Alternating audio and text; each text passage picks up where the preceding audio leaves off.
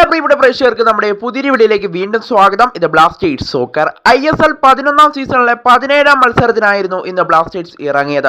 കരുത്തരായ north east United FC ആയിരുന്നു ഇന്നത്തെ മത്സരത്തിൽ ബ്ലാസ്റ്റേഴ്സിന്റെ എതിരാളിയായിട്ട് ഇന്ന് കളിച്ചത്.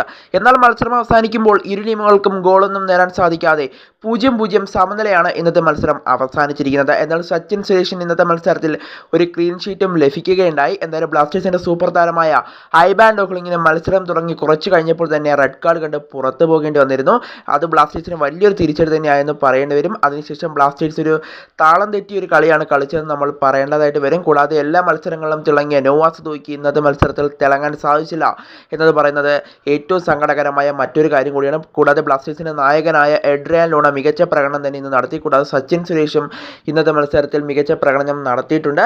എന്തായാലും ഡാനിഷ് ഫറൂഖ് പകരക്കാരനെ ഇറങ്ങിയിട്ടും താരത്തിന് മികച്ച പ്രകടനം നടത്താനൊന്നും സാധിച്ചിട്ടില്ലായിരുന്നു. എന്തായാലും ബ്ലാസ്റ്റേഴ്സ് ഇപ്പോൾ 0-0 ഡ്രോയാണ് ഇന്നത്തെ മത്സരത്തിൽ ബ്ലാസ്റ്റേഴ്സിന് ലഭിച്ചിരിക്കുന്നത്. ഇതോടുകൂടി ബ്ലാസ്റ്റേഴ്സിന്റെ പ്ലേ ഓഫ് സാധ്യതകൾ ഇപ്പോൾ അസ്തമിച്ചിട്ടൊന്നുമില്ല. എന്തായാലും കേരള ബ്ലാസ്റ്റേഴ്സിന്റെ സമനില നേടിയതോടുകൂടി ഇപ്പോൾ 7ാം സ്ഥാനത്തേക്ക് കയറി വരാനായിട്ട് സാധിച്ചിട്ടുണ്ട്. 21 പോയിന്റാണ് 17 മത്സരങ്ങൾ കളിച്ച ബ്ലാസ്റ്റേഴ്സിന് നിലവിലുള്ളത്. അടുത്ത മത്സരത്തിൽ വിജയിക്കുകയാണെങ്കിൽ ബ്ലാസ്റ്റേഴ്സിന് 6ാം സ്ഥാനത്തേക്കോ അല്ലെങ്കിൽ 5ാം സ്ഥാനത്തേക്കോ ആയിട്ട് കയറി വരാനായിട്ട് സാധിക്കും.